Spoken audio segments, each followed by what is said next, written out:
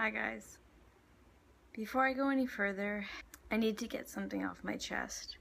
Something I've been thinking about for a long time, and I need to share it with you guys before I do any more videos. It'll be worth it. So, when I was a kid, I was always really active. I was involved in pretty much any sport you can think of.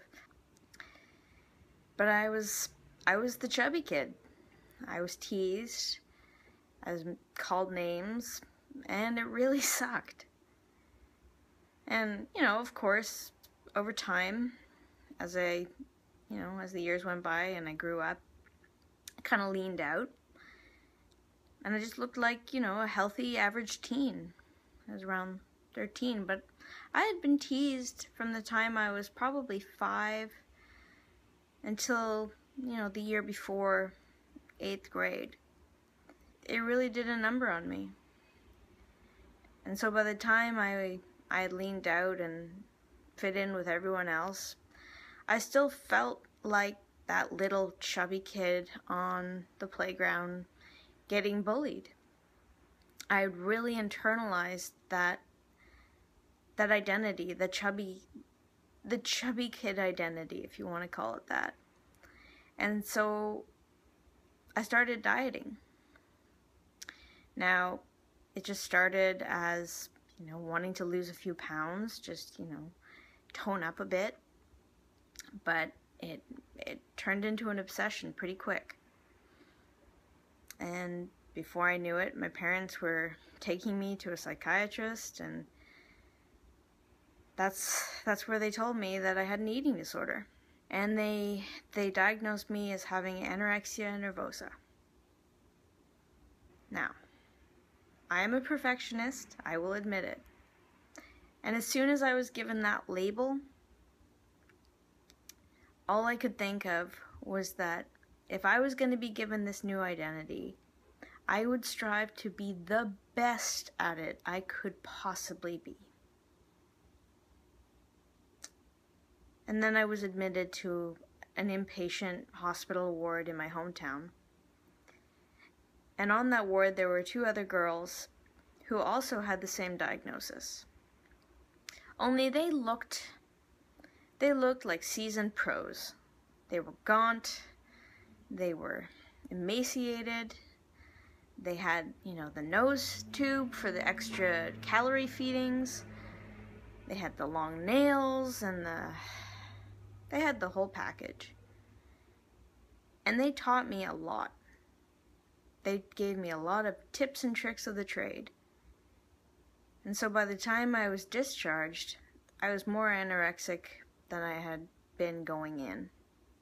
And that identity was sealed. So I struggled to maintain my weight through the rest of high school. I was admitted to hospital 3 more times before I graduated. So after I graduated high school, I went to England to go to medical school. They have a 5-year program there, which is straight out of high school, undergraduate medical program for 5 years. By the end of the first year at school there, the stress of the schooling, homesickness, depression, everything you can imagine just kind of piled up on me. I was deteriorating pretty fast. I remember the ambulances coming to my dorm room because I was having such bad panic attacks. So needless to say, I decided to defer my degree for a year, stick it out, and just try and recover some of my health before I went back to my degree. But that next year really wasn't any better. I was alone, I isolated myself, I was severely depressed. I barely left the house that whole year. So by the end of that year, and this is, I think we're talking 2008, 2009, decided to come back to Canada and do an undergraduate degree just as a plan B while I figured out where I really wanted to end up, and to just have, medical services available to me. So I struggled for another 6 years doing my degree, and then my dog died in 2012, and that was the last straw. I relapsed, and I relapsed really hard. Now at this point, I need to say, I'm not going to talk about my numbers. I'm not going to talk about how low my weight got. I'm not going to talk about how many calories I was eating back then. I'm not going to show you before and after photos, because I never want any of my videos to trigger anyone. I know better than that, and I refuse to do it. I'm doing these videos to try and help other people who are struggling. I don't know if anyone knows this, but when you get to a level of ill health that is so low that you're barely human anymore, your brain stops working. You don't care about anything. You can't see what's going on. I remember feeling numb while everyone around me was panicking for my health. It was like watching someone slit their veins in front of them and they could do nothing about it. And I still hold a lot of guilt for doing that to people. I remember being really angry at myself for not being able to feel, not being able to feel scared for myself, not being able to feel the will to live, not being panicked for myself, nothing.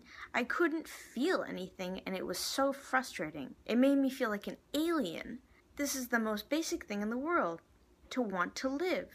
Everyone does it intrinsically, but I'd lost it, and it's really hard to come out of that. Finally, I figured out that I needed to find something that meant enough to me to risk facing my deepest fears for.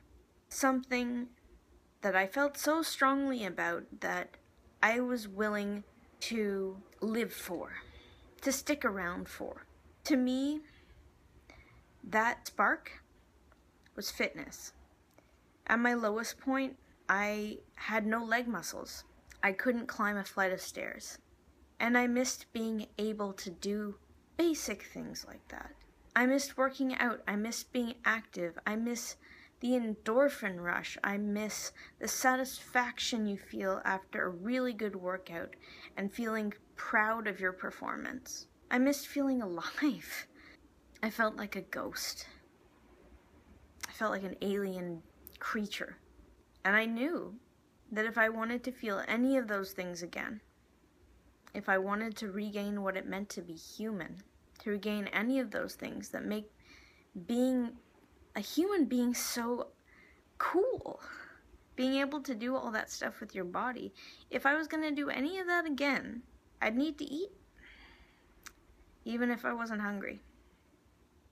Every bite of food was stressful, anxiety-provoking, and really painful. But I did it anyway. I knew that if I was ever going to reach my full human potential, I needed two things. I needed a functional mind and body, and I needed to be alive. Both of these things require fuel. I fueled myself with the goal of regaining my function. I was gaining back my purpose. I had a lot of personal goals, physical and mental. It helped me to write them down and have them handy, just so that I could reread them when I lost my nerve. It's been about 2.5 years since my medical markers have stabilized, and I've been maintaining. But I know that the road doesn't end here. I know that this is a struggle that I'm going to have to carry my whole life, and that I have to treat it the way an addict faces recovery, one day at a time, and treat every day like the first day. I want to leave you with some homework. I want you to close your eyes, and I want you to imagine the most important thing to you in your whole life, the thing you're willing to risk everything for, the thing that makes you light up inside, the thing that makes you want to keep breathing. This is your spark, your passion, your light, whatever you want to call it. There's always going to be hurdles in life. So anytime you feel yourself struggling, and it doesn't have to be with an eating disorder, it can be with anything. We all have struggles. I want you to remember your reason. your passion. Use this light like your weapon to fight through whatever you're facing. If you take anything away from this video, I hope you remember that in order to fulfill your goals and your dreams, you need two things. You need to forgive and respect yourself, and you need to be alive. We all need to stop striving for perfection. Instead, start striving to be the best human being you know how. I hope this was helpful. Look forward to new videos. They all won't be this serious. I felt the need to share this with you, and I hope it helps someone out there. I'll see you next time.